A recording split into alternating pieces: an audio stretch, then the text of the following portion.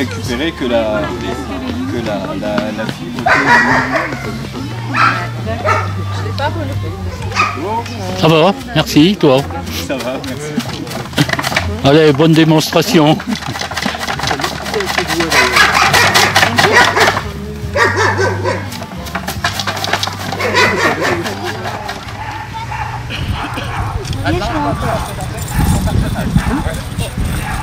Donc pour les soldats, en tout cas les hommes combattants avec les plus basses classes, donc donc voilà, en fait c'est un peu redondant encore une fois pour cette classe-là, puisque évidemment, et donc voilà, à part avant, ça va être un festival qui est, en fait c'est une espèce de fond avec un festival. Avec certaines armes, notamment la hache, on vient faire un coup parfaitement dans la serrure de cette manière-là. Il y a énormément de chances qu'avec le métal mérovingien ou carolingien, que ça pénètre quand même dans le casque. Moi je ne suis pas encore en allonge alors que lui il sait me toucher. Moi je n'arrive pas à l'atteindre, je ne sais pas. Il me tranche la tête directement. C'est vraiment une arme qui demande la dextérité. Faut vraiment pas être un bourrin pour savoir manier ça.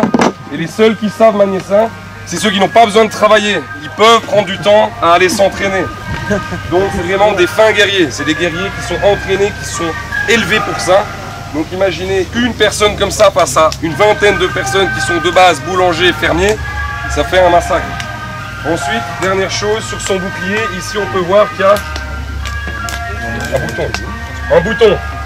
Donc en fait ici le bouton c'est vraiment une arme offensive. Imaginez se le prendre de le plein fouet. Ça permet aussi, voilà, et ici ça rentre dans le bouclier, ça peut venir accrocher et venir évidemment péter la garde pour aller piquer son adversaire.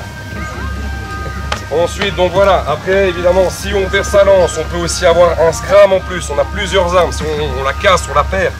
Voilà, les hommes nobles ont énormément d'arsenal sur eux pour partir à la guerre, ils sont vraiment bien équipés. La lance, ensuite ils sortent l'épée, s'ils la perdent, ils font encore un scram.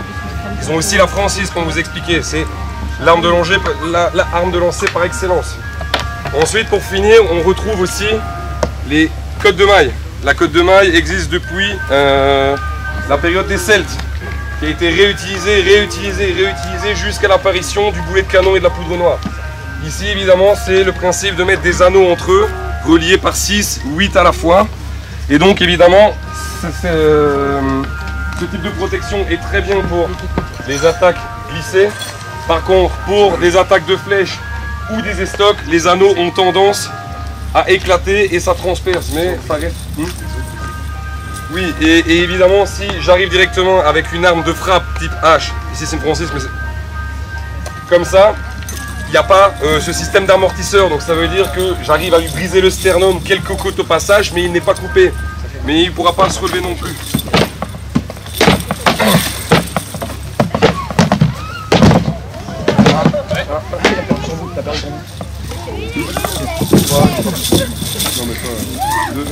Vous pouvez l'applaudir.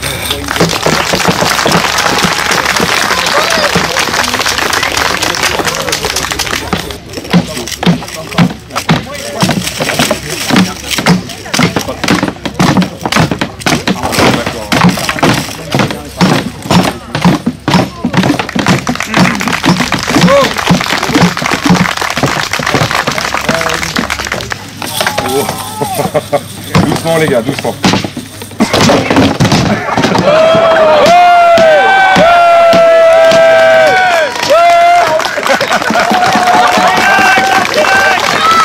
Il l'a refait quoi. Bravo. Il l'a refait.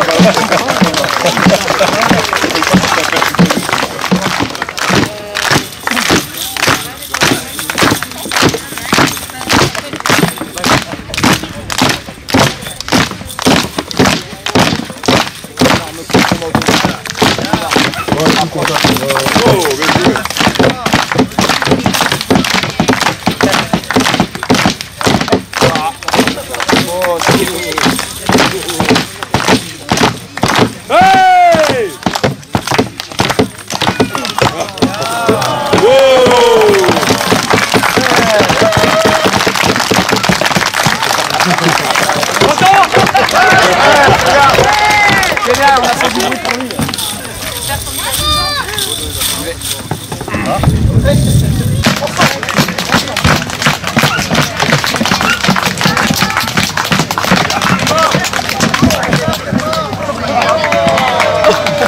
Attends, Oh merde.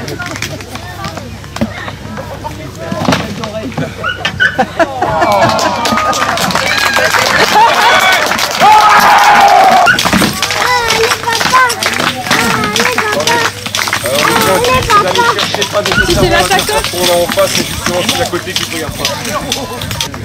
Hey!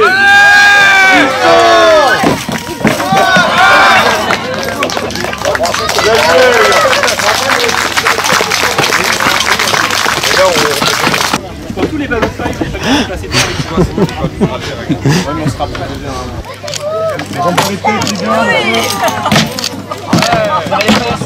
La dernière était pourrie, mais... Encore une pièce qui arrive. C'est bon. Passez.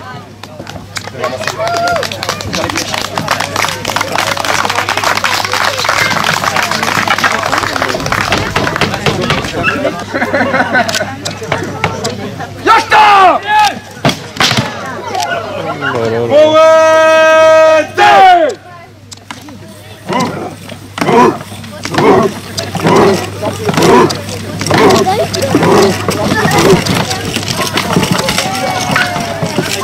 La ligne.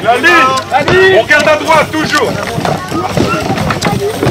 Avancez, poussez. Recommencez. Allez, on avance. On en terre. On sort.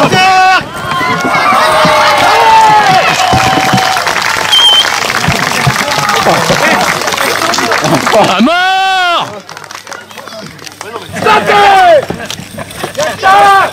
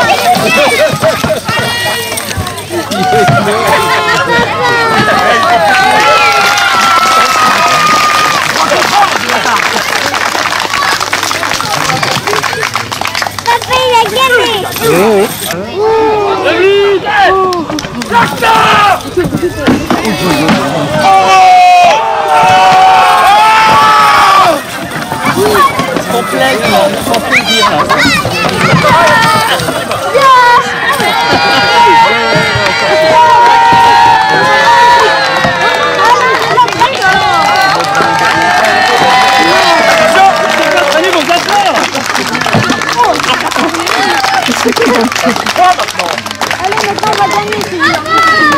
Les Yachta! Kuno!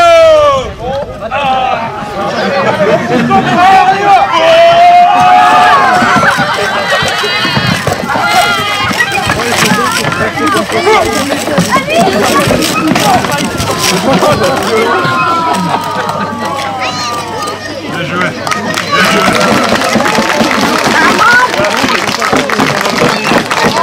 On finit là.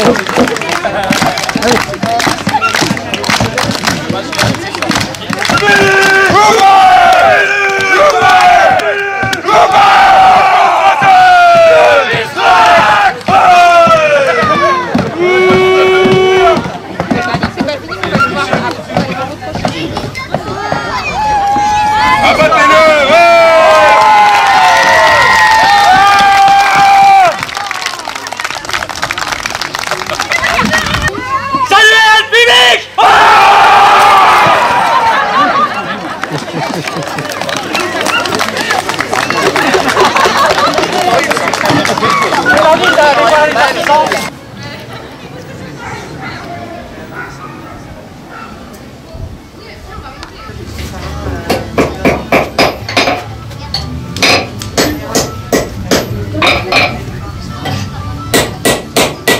Nous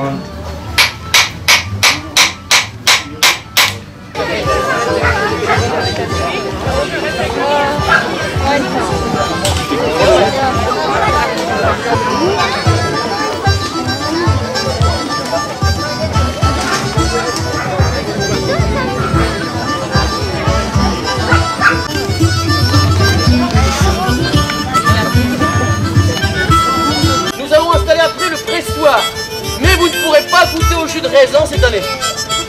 L'ordre sanitaire oblige. Donc, nous avons décidé, en contrepartie, on en mettra moins dans le pressoir, de vous offrir ce raisin. On mettra à votre disposition au niveau des tables sur la buvette, vous pouvez me servir à volonté. Voilà, après, donc on en mettra moins dans le pressoir, on va vous montrer chantier là-bas, Tartivi là-bas. Ah oui, voilà. Là-bas, dans les grosses panières là-bas. Et toi, t'es majeur, non? Ouais, ouais. Coucou.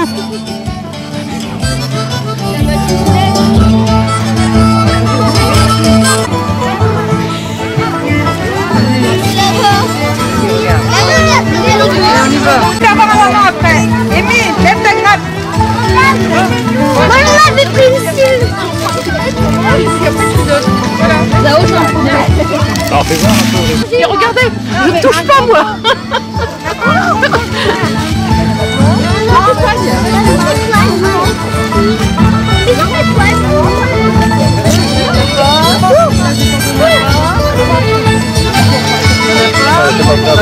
Ouais, moi j'en ai trouvé plein.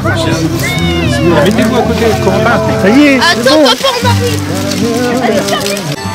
Vous tenez dans la main, comme ça, dans l'autre main, et là, vous allez, tout le monde va taper des mains, et on va vous accompagner pour que vous fassiez le tour. Allez, allez. Qu'est-ce qu'il fait, Marinette? Lizzie, viens là. Alors? Non? Non? Jean-Luc Dubois, je viens de Villeneuve-d'Ascq. Enchanté. Merci. Non, ça ne fait pas du tout. Mais après, bon, je garantis pas l'effet.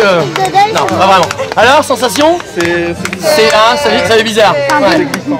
Ah ouais, c'est glissant. Alors, il y aura quand même qui vont encore essayer. D'autres volons. Allez, les filles, allez, on y va. Donc il y a de quoi là-bas, il y a la bassine. Allez, on piétine et on tourne, voilà.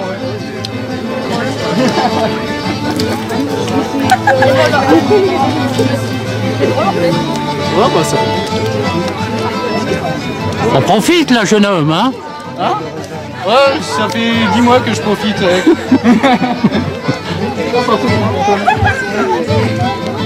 Peut-être que nous ne pourrons pas le faire, mais on pourra faire un vélo. Tourner. Ça sera plus facile. Ouais, on triche parce que c'est pas à nous, par exemple. Il n'a pas poussé ici. Pas loin, mais pas ici. Ça va couler.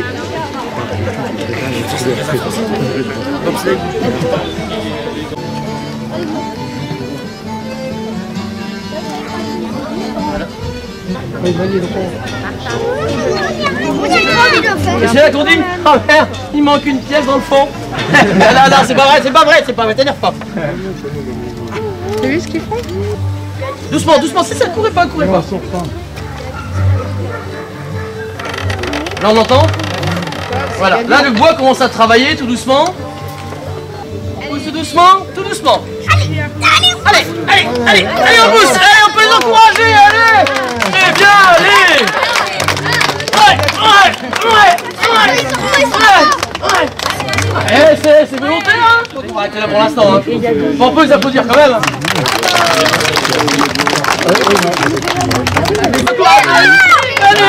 Allez. Sur, allez. Ça bouge, hein. Ouais. Allez.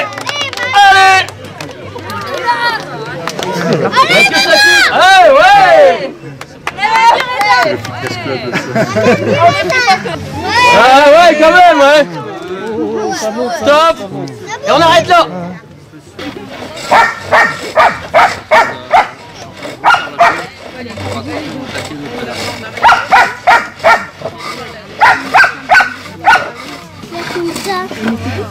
Là, on l'enlève. Mais maman! L'épaule perpendiculaire à la scie. Les pieds aussi. On va prendre un petit peu de pied là. Écart de 10 cm. Un peu.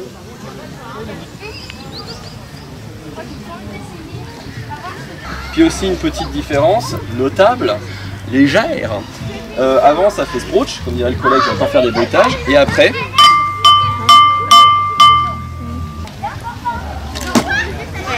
Première étape, on pose délicatement.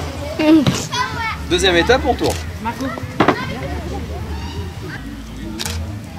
Et je vais en faire en sorte que ça ne bouge plus ou presque. Alors je relance. C'est de monter. Ça marche tout seul, hein?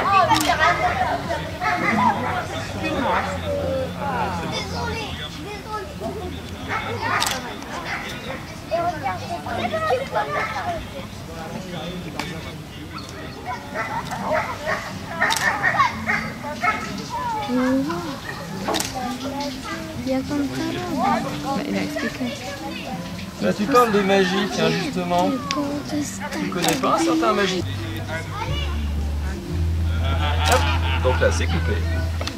Un petit peu d'eau. Ouais, c'est toujours la traque à piquer.